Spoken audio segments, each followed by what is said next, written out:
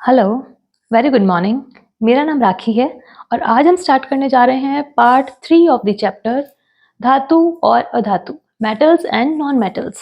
अभी तक हमने पार्ट 1 एंड पार्ट 2 क्लियर किए हैं। अच्छा, कुछ रिवीजन में मैं आपको बताना चाहती हूँ कि जब हमने पार्ट 1 एंड पार्ट 2 किया था उसमें हमने मेटल्स की फिजिकल प्रॉपर्टीज़ की, उसकी केमिकल प्रॉपर्टीज़ की। अच्छा, जब मैं अपने स्टूडेंट्स को पढ़ाती हूँ तो स्टूडेंट्स बोलते हैं कि फिजिकल प्रॉपर्टीज़ को समझना हमें ज़्यादा आसान लगा, बट केमिकल प्रॉपर्टीज़ में रिएक्शंस आती हैं वो हमें अच्छी नहीं लगती। देखिए बच्चों, अगर आपके दिमाग में है तो इस चीज़ को क्लियर कर लें कि फिजिकल प्रॉपर्टीज़ के बेसिस पे हम किसी मेटल और नॉन मेटल को अलग कर रहे हैं तो वो सही नहीं है, क्योंकि exceptional cases metals and non metals में हमेशा से पाए जाते हैं। जैसे कि हम किसी क्लास को बोलें कि ये 10th क्लास, इस 10th क्लास के बच्चे बहुत ही सिंसियर हैं, बहुत ही अच्छे हैं, बहुत ही डेडिकेट होकर पढ़ाई करते हैं, तो उस क्लास में भी 2 या 3 बच्चे ऐसे होंगे जो कि रूल्स के अपोजिट जाके ऐसे काम करते हैं जो कि उस क्लास के लिए अच्छे नहीं होते, उन बच्चों के लिए अच्छा नहीं होते। तो एक्सेप्शनल स्टूडेंट्स भी क्लास में प्रेजेंट होते हैं। वैसे ही मेटल्स एंड नॉन मेटल्स में भी कुछ एक्सेप्शनल होते हैं जो फिजिकली बताते हैं। जैसे हमने पढ़ा कि धातु मेटल्स हमेशा हार्ड होती है, हमेशा उसमें हार्डनेस होती है, कठोरता होती है, जबकि जो मरकरी है, पारा है, वो लिक्विड फॉर्म में है। ये एक्सेप्शनल है। उसी तरीके से हमने पढ़ा कि धातुओं में मेल्टिंग और बॉइलिंग पॉइंट हाई होते हैं, लेकिन सीजियम और गैलियम ऐसी धातुएं हैं जो कि आपकी हथेली पर ही पिघल जाती है। उसको हथेली में रखकर थोड़ा सा अगर हम देखें तो देखें कि अरे ये पिघल गई। तो इस तरीके से ये प्रॉपर्टीज जो है फिजिकल प्रॉपर्टीज के अकॉर्डिंग हम केमिकली प्रॉपर्टीज को ज्यादा तवज्जो देते हैं। और एग्जांपल और एक्सेप्शनल केसेस में आपको बताना चाहती हूँ, जैसे कि आयोडीन है। आयोडीन एक नॉन मेटल है। मेटल्स में ये गुण होता है कि उसमें चमकता होती है, वो चमकदार होते हैं मेटल्स, जबकि आयोडीन नॉन मेटल अधातु होते हुए भी उसमें चमक है, लस्टर है उसमें। तो आयोडीन एक्सेप्शनल है। उसके बाद हम बात करें कार्बन की। कार्बन जो है नॉन मेटल है। कार्बन, अगला जो हम चैप्टर पढ़ेंगे वो कार्बन के बारे में होगा, पूरा डिस्क्राइब करके इसको अच्छे से बताएंगे। तो अभी जो है थोड़ा सा इंट्रोडक्शन में मैं आपको बताना चाह रही हूँ कि कार्बन में क्या होता है। कार्बन एक नॉन मेटल है। कार्बन अपर रूप में पाया जाता है। कार्बन के कई सारे रूप हैं, तो मोस्टली हमारे पास कार्बन के 3 अपर रूप हैं, जिसमें हीरा, दूसरा ग्रेफाइट, तीसरा फुलरिन। हीरा, हीरा आप सब जानते हैं कितना चमकदार है और कितना ठोस है। उसकी कठोरता किसी और का मुकाबला, और उसका उसका कोई मुकाबला कर ही नहीं सकता। कठोरता में, हार्डनेस में उसका कोई मुकाबला नहीं कर सकता। तो हीरा जो है अधातु है पर लेकिन कठोर है, जबकि धातुओं में कठोरता का गुण पाया जाता है। ये एक एक्सेप्शनल केस है, इसका अपवाद है। उसके बाद अगर हम बात करें कि कंडक्टिविटी की, इलेक्ट्रिकल कंडक्टिविटी की, कि धातुओं में इलेक्ट्रिसिटी का फ्लो आराम से होता है। इलेक्ट्रिसिटी फ्लो होती है तभी उसमें तन्यता का गुण, डक्टिलिटी का गुण होता है, और हम जो वायर्स में धातुएं यूज करते हैं। जबकि जो अधातु में जो ग्रेफाइट है, जो कि कार्बन का दूसरा अपर रूप है, हीरा दूसरा ग्रेफाइट, उसमें इलेक्ट्रिकल कंडक्टिविटी का गुण पाया जाता है। ठीक है, तो ये एक अपवाद के रूप में है। तीसरा अगर हम बात करें कि एल्कली मेटल्स जो फर्स्ट ग्रुप के होते हैं, पीरियोडिक टेबल के फर्स्ट ग्रुप के जो मेटल्स होते हैं एल्कली मेटल्स, तो वो जो है, क्योंकि मेटल्स तो हमने बोला भाई हार्ड है, तो जब मेटल्स हार्ड है तो एल्कली मेटल्स जो हैं वो सॉफ्ट क्यों हैं? सोडियम और पोटेशियम इतने सॉफ्ट हैं कि उनको नाइफ चाकू से आसानी से काटा जा सकता है। तो ये धातुएं इतनी सॉफ्ट है, तो हम फिजिकल प्रॉपर्टीज के आधार पर इनको डिवाइड करें, इनके गुणों को मतलब मान्यता दें कि ये धातु है क्योंकि ये ठोस है, और ये सॉफ्ट है इसलिए अधातु है, तो हम इस तरीके से इनको डिवाइड नहीं कर पाएंगे। जबकि केमिकल प्रॉपर्टीज में हमने देखा कि मैग्नीशियम रिबिन जो मैग्नीशियम जो है वो धातु है। उसको जब हमने बर्नर पे टोंक्स से पकड़ के जलाया तो एक डजलिंग फ्लेम, क्या बोले, चमकदार सी एक फ्लेम निकलती है, और वो जो मैग्नीशियम रिबिन है वो जलकर और व्हाइट ऐश के रूप में नीचे गिरने लगता है। वो मैग्नीशियम ऑक्साइड, Mg, ऑक्सीजन से क्रिया करके एयर की प्रेजेंस में मैग्नीशियम ऑक्साइड बनाता है, जो कि एक व्हाइट पाउडरी पीपीटी होता है। उस व्हाइट पाउडरी सब्सटेंस को हमने पेट्री डिश में इकट्ठा किया। उस पेट्री डिश की हमने रिएक्शन करवाई नॉर्मल वाटर से, तो रिएक्शन होके MgO और H2O रिएक्शन करके मैग्नीशियम हाइड्रोक्साइड MgOH का होल ट्वाइस बनाते हैं। ये जो मैग्नीशियम हाइड्रोक्साइड है, ये मैग्नीशियम हाइड्रोक्साइड है जो कि किससे बना है? मैग्नीशियम ऑक्साइड की जो व्हाइट प्रेसिपिटेट जो बना है, व्हाइट पाउडरी सब्सटेंस की रिएक्शन हमने करवाई है वाटर से, जिससे कि बना है मैग्नीशियम हाइड्रोक्साइड। जब हम इसका टेस्ट करते हैं, कैसे टेस्ट किया? हमने रेड लिटमस पेपर को इसमें डिप किया और निकाल कर देखा तो ये ब्लू हो रहा है। रेड को ब्लू कर देने वाला गुण किसमें पाया जाता है? क्षारों में, बेस में। तो ये बेसिक नेचर का है, इसमें क्षारकीय गुण हैं मैग्नीशियम हाइड्रोक्साइड में। तो हमें पता चला कि जो धातुएं होती हैं उनके जो ऑक्साइड होते हैं, उनके जो हाइड्रोक्साइड्स हैं, तो वो बेसिक नेचर के हैं, क्षारकीय प्रवृत्ति के हैं। और इसका अपोजिट किसी अधातु को लिया हमने, सल्फर को लिया, सल्फर की रिएक्शन करवाई हमने ऑक्सीजन से।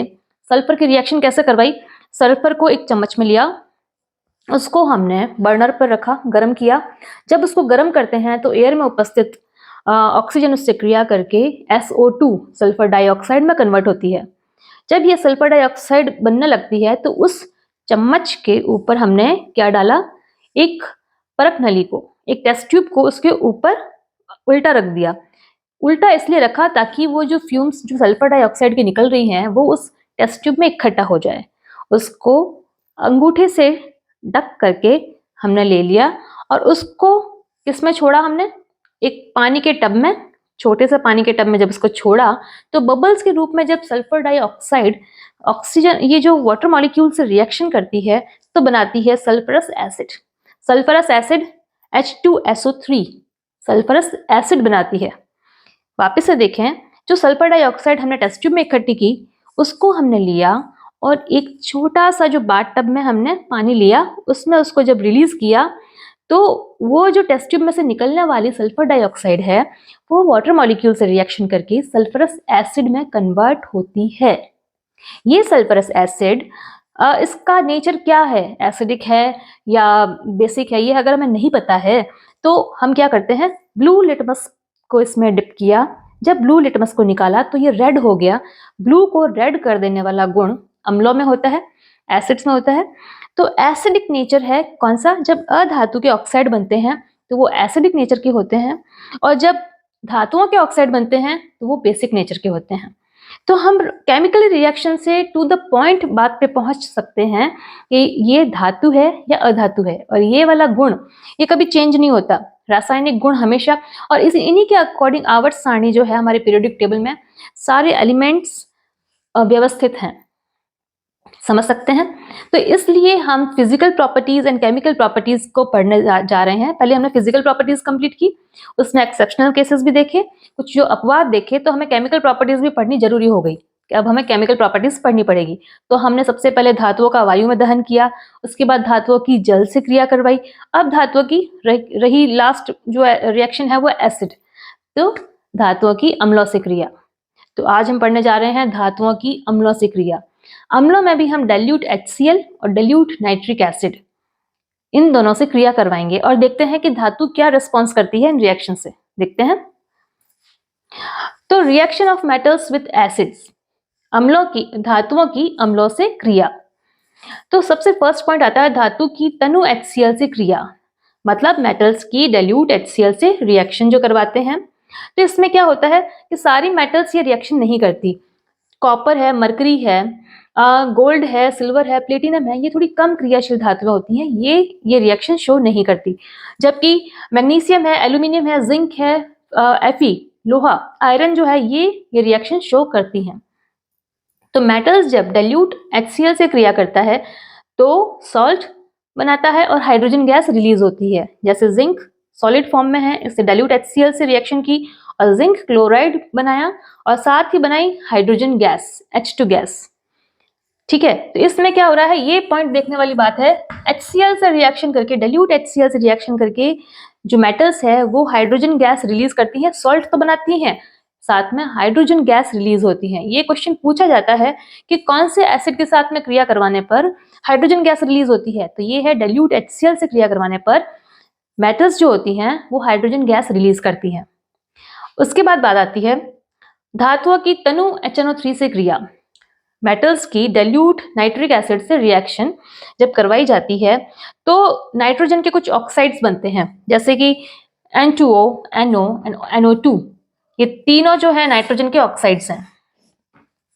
और क्योंकि HNO3 जो है नाइट्रिक एसिड जो है एक स्ट्रॉन्ग ऑक्सीडाइजिंग रिएजेंट है, बहुत ही स्ट्रॉन्ग ऑक्सीडाइजिंग नेचर का होने के कारण ये जो जैसे कि HCl से रिएक्शन करवाने पर हाइड्रोजन गैस रिलीज हो रही थी, पर यहाँ पर ये क्या करते हैं कि जो हाइड्रोजन गैस रिलीज होती है एसिड से जब रिएक्शन करते हैं धातुएं, तो जो हाइड्रोजन गैस रिलीज होती है पर HNO3 स्ट्रॉन्ग ऑक्सीडाइजिंग नेचर होने के कारण इस हाइड्रोजन गैस को H2O वाटर मॉलिक्यूल में कन्वर्ट कर देती है। अगेन फिर से सुने, देखिए मेटल्स की रिएक्शन करवाते हैं जब डाइल्यूट HNO3 से, तो सॉल्ट तो बनता ही है, जैसे इसमें सॉल्ट बना है ये सॉल्ट बनता ही है, लेकिन साथ में नाइट्रोजन के ऑक्साइड्स बनते हैं NO2 या N2O या NO, जो भी है ये नाइट्रोजन के ऑक्साइड्स बनेंगे, साथ में वाटर मॉलिक्यूल बनेंगे। यहाँ पे हाइड्रोजन गैस बन रही थी, यहाँ पे वाटर मॉलिक्यूल। ये हाइड्रोजन गैस को वाटर मॉलिक्यूल में क्यों कन्वर्ट हुआ, क्योंकि नाइट्रिक एसिड जो है ये स्ट्रॉन्ग ऑक्सीडाइजिंग नेचर का होने के कारण हाइड्रोजन गैस को वाटर मॉलिक्यूल में कन्वर्ट कर देता है। ठीक है बच्चों, तो ये बात हुई है आज की। जैसे आप देखिए, अच्छा इसमें भी एक्सेप्शनल है, तो हर रिएक्शन में एक्सेप्शनल केसेस आ जाते हैं। ये देखिए जैसे कि मैंगनीज और मैग्नीशियम, ये दोनों जो है डाइल्यूट नाइट्रिक एसिड से क्रिया करके हाइड्रोजन गैस देती है, सॉल्ट के साथ में हाइड्रोजन गैस भी देती है। ये दो केवल ओनली ये दोनों ही हैं, मैंगनीज एंड मैग्नीशियम, ये दो ही हैं जो कि ये हाइड्रोजन गैस रिलीज करती हैं एसिड से रिएक्शन के बाद में। उसके बाद पॉइंट आता है हमारा एक्वारेजिया। एक्वारेजिया जो शब्द है वो लैटिन शब्द है, लैटिन भाषा का शब्द है। तो लैटिन भाषा में एक्वारेजिया को बोला जाता है एक रॉयल वाटर। अब ये रॉयल वाटर क्यों है, क्या राजा लोग पीते थे इसको, क्यों है ये मुझे भी नहीं समझ में आया, बट ये है रॉयल वाटर। ठीक है, तो हम भी बोल देते हैं royal water, but royal water क्या सोना चांदी को घोल देता है, सोने को प्लेटिनम को घोल देता है? हाँ, इसमें देखिए रॉयल वाटर क्या कर रहा है। रॉयल वाटर बनता कैसे है, सांद्र HCl, सांद्र hydrochloric acid, concentrated HCl and concentrated HNO3, सांद्र HCl और सांद्र नाइट्रिक एसिड का एक फ्रेशली प्रिपेयर्ड सॉल्यूशन है। फ्रेशली प्रिपेयर्ड सॉल्यूशन, इन दोनों का रेशियो है 3:1 कि 3 भाग अगर हम 100 ml ये कोई बना रहे हैं, एक्वारेजिया को हमें 100 ml बनाना है, सपोज टू बी आप 100 ml बना के दीजिए, पर हमें क्या करना है, 3 भाग लेना है कंसंट्रेटेड HCl का, 1 भाग लेना है कंसंट्रेटेड नाइट्रिक एसिड का। देख रहे हैं आप, तो 3 भाग 1 का मतलब 75 ml हमें लेना पड़ेगा कंसंट्रेटेड HCl और 25 ml लेना पड़ेगा हमें कंसंट्रेटेड नाइट्रिक एसिड। तो 75 एंड 25 ये 3:1 का रेशियो है। तो 3:1 के रेशियो में हमें ये लेना है फ्रेशली प्रिपेयर्ड। जब ये होगा, ये इसमें इतना फ्यूमिंग, इतना भभकता हुआ सा लिक्विड है, ये फ्यूमिंग लिक्विड है इतना, ठीक है, क्योंकि दोनों ही खतरनाक चीजें मिल गई हैं, तो जब दो खतरनाक एक साथ मिल गए तो ये बहुत ही भभकता हुआ सा द्रव हो गया। तो फ्यूमिंग लिक्विड है, हाईली कोरोसिव है, बहुत ही ज्यादा संक्षारक है ये, और डिसॉल्व गोल्ड एंड प्लेटिनम, ये प्लेटिनम और गोल्ड को डिसॉल्व करने की क्षमता रखता है। सबसे बड़ी बात यह है कि जब हम गोल्डस्मिथ के पास जाते हैं, सुनार के पास, कि हमारा ये सोने की जो हमारा ये चेन है, प्लीज इसको थोड़ा सा पॉलिश करके अच्छे से चमका दीजिए, हम तो इसे बोल रहे हैं कि पॉलिश करके दे दीजिए, और जबकि वो उसमें एक्वारेजिया में डिप करके देगा आपको, और उसमें से थोड़ा सा जो गोल्ड के जो कुछ ग्राम्स होंगे वो कम हो जाएंगे। वो क्यों कम होंगे, क्योंकि उस एक्वारेजिया में ये कैपेसिटी है कि वो गोल्ड की जो एटम्स हैं वो उसकी लेयर को थोड़ा उतार देता है। वो गोल्ड को घोलने की क्षमता, गोल्ड को डिसॉल्व करने की जो नेचर है उसका एक्वारेजिया का, इस कारण से ये होता है। तो अगली बार आप जब भी जाएं, इससे तो अच्छा घर पर ही पॉलिश कर लें उसको। तो जब भी जाएं आप अगली बार तो संभल के जाएं। और सेकंड पॉइंट आता है हमारा reaction of metal with solution of other metal salts. Reaction of metal जैसे कि अदर मेटल सॉल्ट्स, इसमें क्या होता है, एक जो अधिक क्रियाशील कोई व्यक्ति है, जो अधिक एनर्जी वाला है, वो कम एनर्जी वाले को धक्का मारकर उसकी सीट पे बैठ जाता है। ऐसा कभी होता है? हमारे साथ बहुत बार होता है ये, कि कोई अधिक पावरफुल कोई व्यक्ति है और वो कम कमजोर आदमी को बोलेगा नहीं मुझे यहाँ बैठना है, आप यहाँ से खिसको, और उसको उठकर वहां से चले जाना पड़ता है और वो उसकी जगह पे बैठ जाता है। ये प्रतिस्थापन हुआ, ये डिस्प्लेसमेंट हुआ। तो ये रिएक्शन उसी तरीके की है कि अधिक क्रियाशील जो धातु है वो कम क्रियाशील धातु को डिस्प्लेस कर देता है। देखिए मेटल ए जैसे ए जो है more reactive, metal A salt solution of B से रिएक्शन कर रहे हैं। सॉल्ट सॉल्यूशन ऑफ बी जो है कम रिएक्टिव है, तो देन क्या होगा, ए जो है वो बी की जगह ले लेगा और बी जो है वो ए की जगह ले लेगा। ठीक है, इस क्योंकि ये वहां से इसको डिस्प्लेस कर रहा है। सॉल्ट सॉल्यूशन ऑफ ए बन जाएगा salt solution of A and metal B, metal A से मेटल बी में कन्वर्ट हो गया है। तो अधिक क्रियाशील जो धातु होती है वो कम क्रियाशील धातु को प्रतिस्थापित कर देती है। ये मॉल्टन फॉर्म है। सॉल्ट सॉल्यूशन ऑफ बी ये मॉल्टन फॉर्म कहलाता है। एक्वस सॉल्यूशन ऑफ सॉल्ट जो है ये मॉल्टन फॉर्म है। तो ये क्या होता है, प्रतिस्थापन की क्रिया होती है। जैसे हम एग्जांपल लें कॉपर मोर रिएक्टिव है, सिल्वर के कंपैरेटिव कॉपर मोर रिएक्टिव है। तो कॉपर जब रिएक्शन करता है सिल्वर नाइट्रेट से तो बनाता है कॉपर नाइट्रेट और सिल्वर अलग हो जाता है। देखिए वापस से, कॉपर रिएक्शन कर रहा है सिल्वर नाइट्रेट से। सिल्वर नाइट्रेट जो कि Ag जो है सिल्वर है वो कम क्रियाशील है, कम रिएक्टिव है। कॉपर मोर रिएक्टिव है। कॉपर ने डिस्प्लेस कर दिया सिल्वर को, सिल्वर बाहर निकल गया और बन गया कॉपर नाइट्रेट एंड सिल्वर अलग हो गया। इस तरह की रिएक्शंस को बोलते हैं डिस्प्लेसमेंट रिएक्शन। तो डिस्प्लेसमेंट रिएक्शन कौन शो कर रहा है, ये मेटल्स शो कर रहे हैं। तो ठीक है बच्चों, तो आज हमने क्लियर किया है पार्ट 3। मैंने अच्छे से नोट्स बनाए हैं ताकि आप भी, मैं जब पढ़ा रही हूँ तो आप भी इसे नोट डाउन करते रहें। अगर आपके पास टाइम नहीं मिल रहा है तो प्लीज बच्चों एक बार स्क्रीनशॉट ले लें। स्क्रीनशॉट लेने से ये फायदा होगा कि अभी आपके पास टाइम नहीं है तो जब कभी भी आपके पास टाइम होगा तो आप उसे नोट डाउन कर सकेंगे। ठीक है बच्चों, मैं चाहती हूँ कि एग्जाम्स आने वाले हैं और आप अच्छे से जम के पढ़ाई करें। मैं आपके साथ हूँ and best of luck. Thank you.